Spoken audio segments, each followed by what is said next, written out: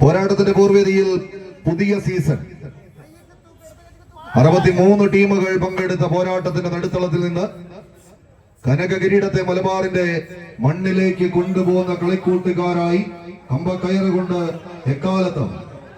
Evergreen പോരാട്ടങ്ങളുടെ നടുത്തളത്തിലൂടെ കവിത രചിച്ച് കടന്നുപോയി ഇന്ന് വീണ്ടും എവർഷൈന്റെ പടയോട്ട വേദിയിലേക്ക്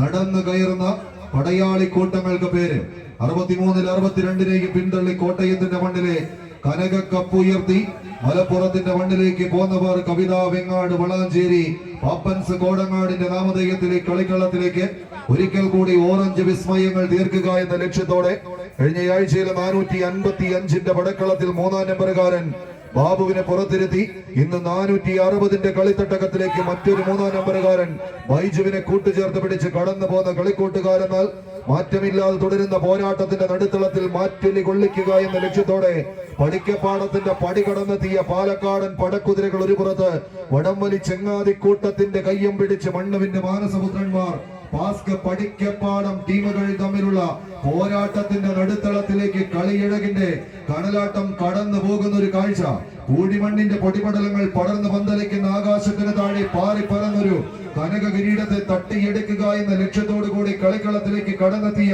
കഴിവുള്ള കളിക്കൂട്ടുകാരുടെ പോരാട്ട വീര്യവുമായി പെറ്റമ്മ പെറ്റിട്ട ജന്മനാടിന്റെ മാനാഭിമാനത്തിന് കളങ്കമേൽക്കാതിരിക്കാൻ കപ്പിനും ചുണ്ടിനുമിടയിലെ നൂൽപാലത്തെ മുറിച്ച് കിടക്കുക എന്ന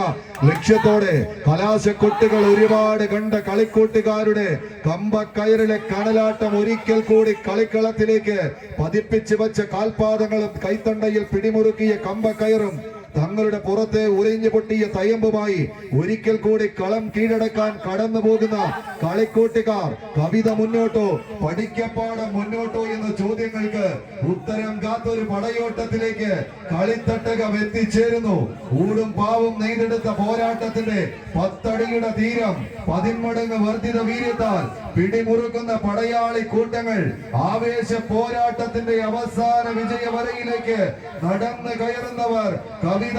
വെങ്ങാട് വളാഞ്ചേരി അടുത്ത റൗണ്ടിലേക്ക് പ്രവേശിക്കും.